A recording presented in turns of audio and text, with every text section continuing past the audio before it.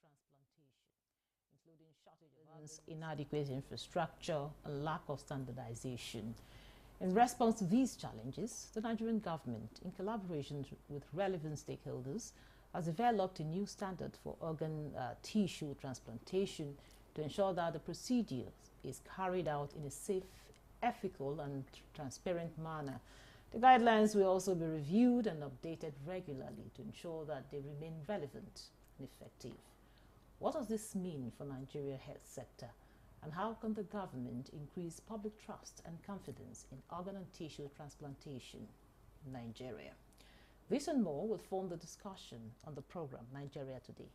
Thanks for joining us. I am Ikaria Clinton. With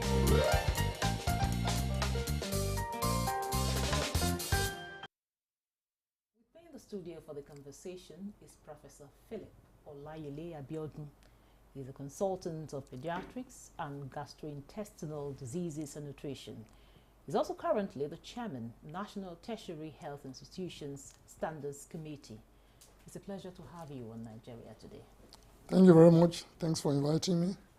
Now, Prof, we hear this document has been launched, containing the guidelines, talking about donation of organs and, of course, transplantation. So tell us more about what this document covers and the significance. Thank you very much.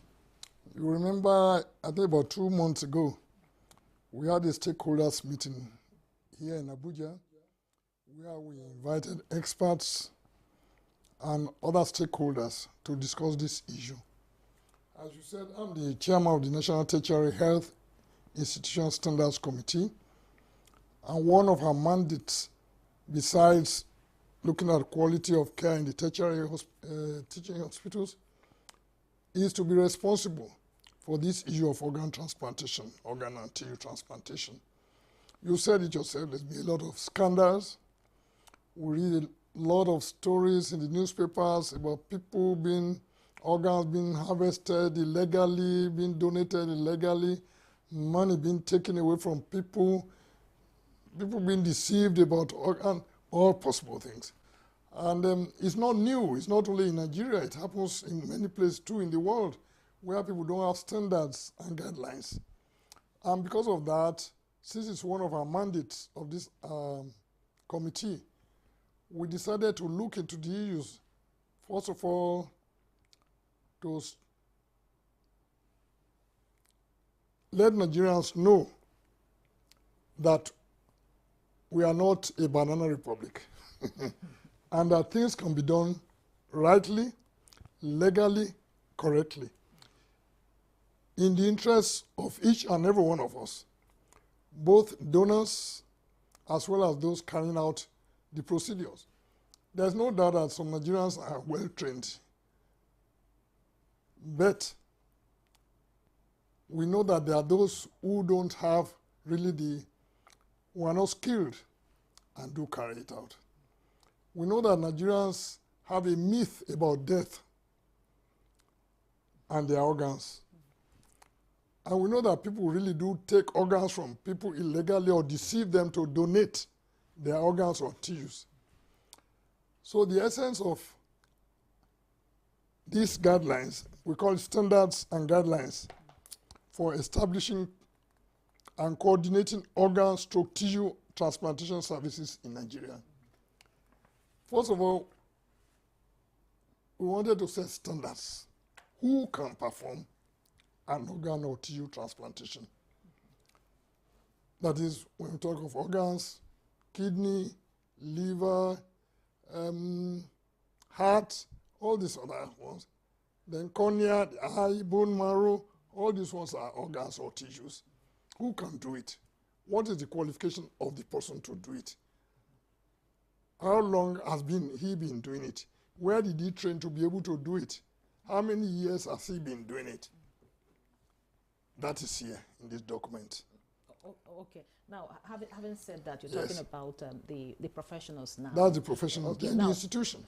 Now, okay, you're talking before you talk about the institution. Yeah. Now let's talk about what are the key, ethical and legal principles, covering, those that the donors themselves, covering their rights. That is the chapter 1 okay. of this book, of this pamphlet. Talks about ethical guidelines for organ donation and transplantation. And what is covered here? The general principles and philosophy of organ donation and transplantation, ethical guidelines and standards of practice for the hospitals and individuals involved in transplant surgery. 3, advisory on transplant procedure. 4, recommended skill sets, radiological and laboratory requirements for transplant service in any hospital, criteria for screening, donation and handling of human organs and tissues by individuals and facilities, post-donation transplantation procedure guide and follow-up care. That is, you take an organ from, how do you take care of the person who has donated something? The ethical issues, how much did you inform the person of the consequences and all that? After that, after care, after taking something from somebody, he won't just go home and continue to eat his eba up and the German. You must tell him what will happen. Those are the ethical issues. Then establishment of human organ bank. Once a bank in the whole country where people can come who are in need, but according to priorities and how, when you've been listed, it's not that you come tomorrow when there are people who have been waiting for months and years. That is an ethical issue. Not that you can bribe somebody.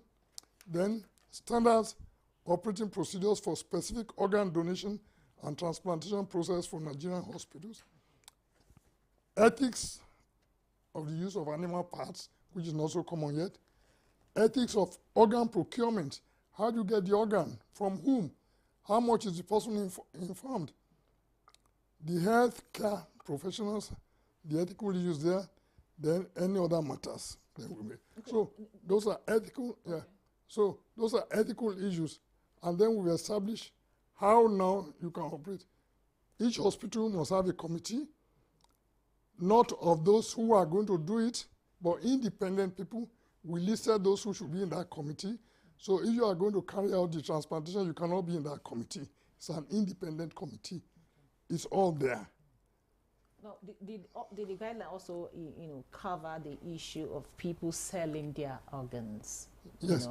It is also part of what is here. Okay. You are not allowed to sell any organ. No person will even want to sell an organ, actually, let's be honest with it. But we don't want people to be deceived to sell their organs. If I remove one kidney, can I function with another kidney? With one kidney alone? You must be told.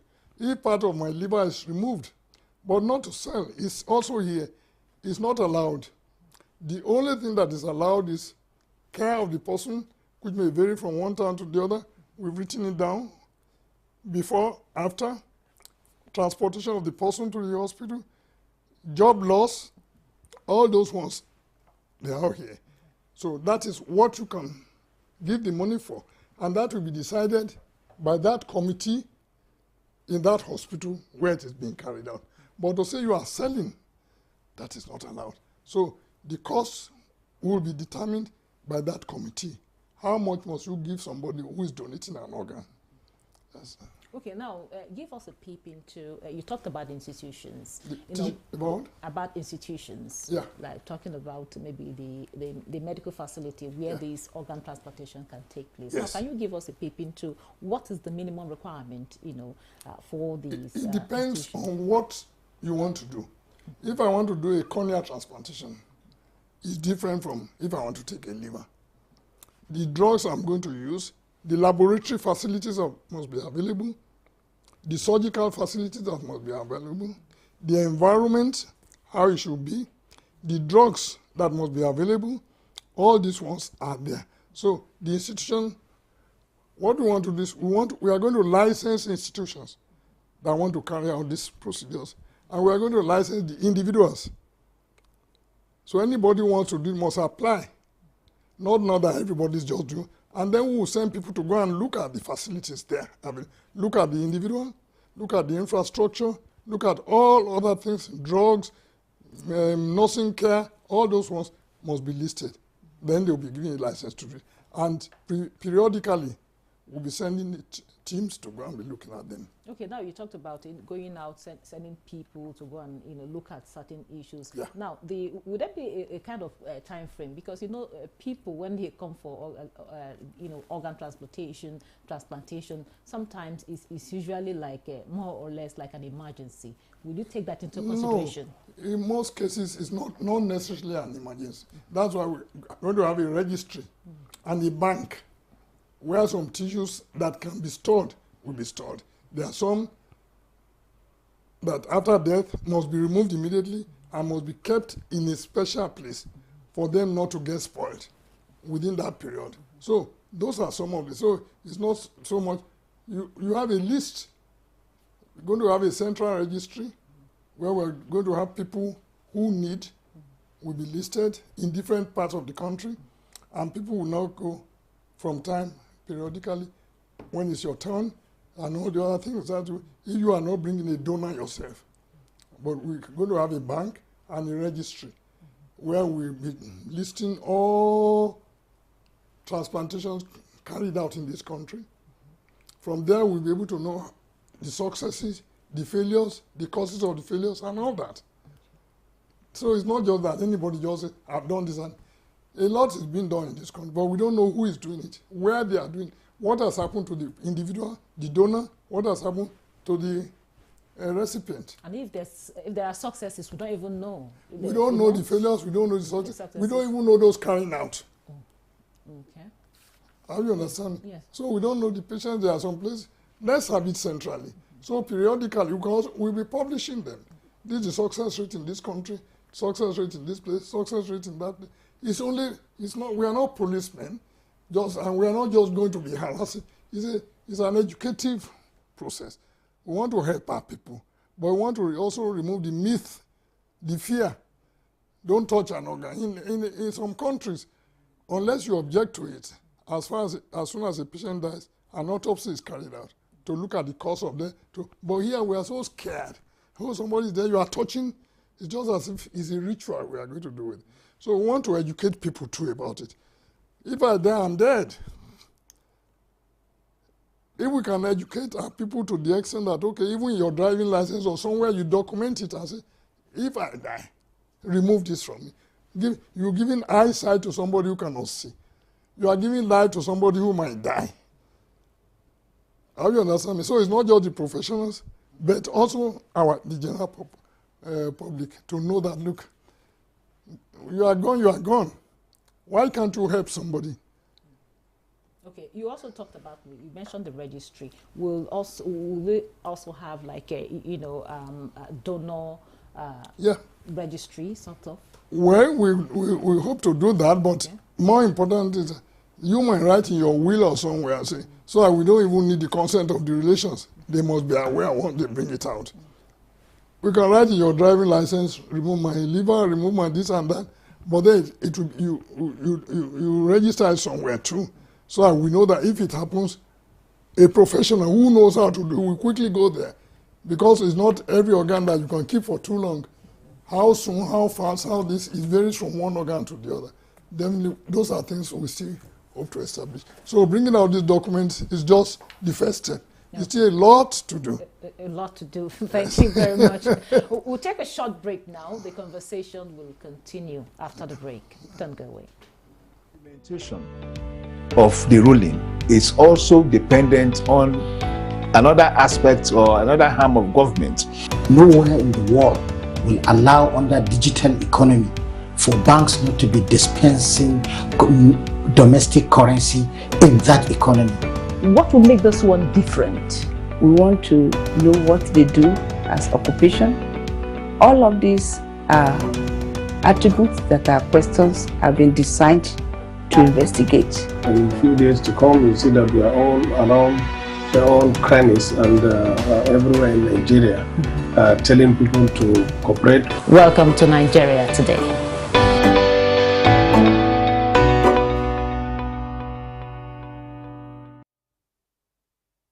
Welcome back. This is still Nigeria Today, and we are looking at the guidelines for organ and tissue transplantation. And of course, we have a professor in the house to tell us more about these guidelines. Now, Prof, you talked so much about what the guidelines entails, which is very, very, very wonderful. Now, let's talk about the area of implementation. Now, we have quite a lot of policies in the country and laws, but then we have issue. A lot of experts have come to say, okay, implementation is the issue. So are there mechanisms in place to ensure proper implementation of these guidelines? Yes. The journey of 1,000 miles starts with the first step, isn't it? The first step was even to have a committee to look at the issue. The next step was for the committee to say, okay, what do we do? So we set up a panel, a committee. We gave them guidelines on what we want them to add for us. It's all here.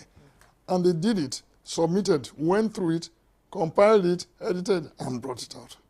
So now that we have done this, we have to create awareness for the health professionals that it is now illegal for you to just say, I'm doing transplantation.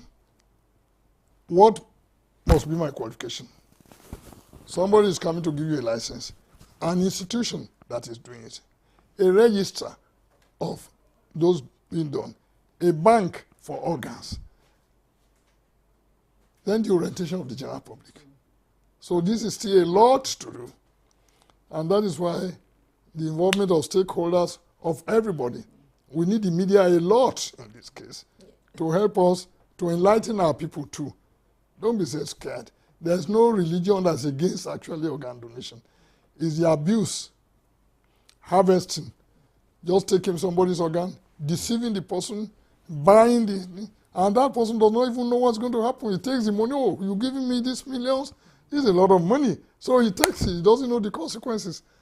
After that, no aftercare, no this, no that. So they didn't tell me this will happen. They didn't tell me this will happen. They didn't tell me all these ones. So those are all the steps. So we are going to continue from now. It needs a lot of money, but it needs, they say the right hand washes the left washes the right. Yes. And it takes two hands to lift, so it's everybody that we need to support, not just professionals. And the professionals must know the ethical issues involved. Don't just do anything in one corner. You don't have the backup, you don't have this, you don't have that, it's not registered, nothing is done, and then you say you are carrying out transplantation. So the implementation is going to come. It costs money, costs time, it costs trust, it costs a lot of education and orientation. No, but I believe we can make it. Of course. As I've said, we've taken the first few steps.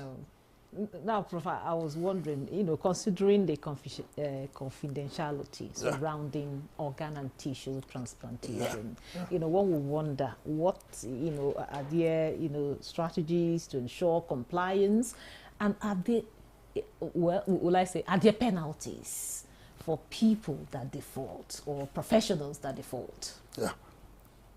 Now, confidentiality is part of medical profession. I must not tell anybody about you if you come to me as a doctor, unless you give me permission to do it. So that one, there's no fear about that one, confidentiality. It's being done. Organ transplantation is being carried out in different places without being, so there's no argument about that. According to the hypocritical, what you tell me is just between me and you, unless you give me permission to tell anybody. So we have no fear about that one, about confidentiality.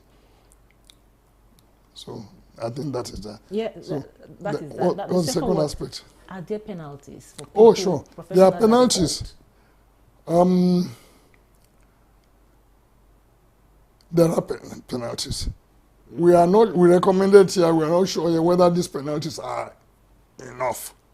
We believe there will be a change, but then that one, something that still needs to be discussed. But there are penalties, serious penalties for the professional, for anybody who does it wrongly, for anybody who captures somebody and comes to all these kidnappings. We don't even know what they do with her. You just hear somebody has been kidnapped and later he has been killed. In many cases, they may not find the bodies. We don't know what has been done. We don't know. I'm not saying that is what happened, but so there are penalties. If you do the wrong thing as a profession, you did the wrong thing as a relation, if you do, there are penalties for it. Okay, so but we believe that so far, it still have to be looked into if the penalties will. But as we said, there are going to be regular review. Today, for example, member of House of Reps was with us there. You must have seen the program. And these are some of the things I say. If we need any help, if we need this and this, so we look into that. But there are penalties. Okay. Of course, to deter them from, And with the education now, as we now orientate people, we also let them know the penalties. And these penalties are not only in this country, we know about it in other countries too. Okay. You deceive somebody to take the organ, if you do this, you are a doctor and you do the wrong something, either in the procedure or you don't. That's why there are committees within, we are saying there should be committees within each institution that will look at the recipient and the donor. Is the donor qualified? Is the donor aware? Besides the medical and health thing that we need to do anyway to see that they match each other. So it is the committee in each institution now that will look at it and decide. We have legal people there, we have professionals there, we have religious bodies in such committees in those hospitals. Okay, so Prof, how do you intend to measure the success of these guidelines over time? Well, as I said, two hands must work together. We will monitor them, what you say you are doing. We look at the success rate, must give us report, success, adverse, positive and negative results, and all that. We monitor them, and as I said, we also go periodically to monitor what is being done in these places. From the registry, from the results, from what we collate, it's still a lot of work, but definitely we're monitoring them. But all of us are to work together to monitor. So it's not just members of this committee. All hands must be on deck for the success of this committee. So what would be your message to both the donors and, of course, the professionals out there? As I've said, we must all know that with donation of our organs, we are helping people to live a better life. We are giving life to people. We are giving sight to people. So we should all be ready to support, to help in doing that. There are organs now that can be transplantation that can be carried out without much ado. I mean, just as I've said, to give more life, better life to people who have died if they didn't have it, and that is a rescue mission. And we should not all lose hope. You may have a kidney disease, you may know that, by doing this, not just dialysis, taking an organ from somebody can help you. But it's not just like eating pounded yam. There are consequences too. The person who takes the organ will still have to be taken care of. The person who gives will still have to be taken care of. But then, the professionals must know their standards they must meet before they do it. The health facility must know. So it's not just life alone. Your sight, cornea, and all that. These are all ways in which you can have a better sight. So, demystify donation of organs. But don't do it illegally. Be licensed to do it. Be transparent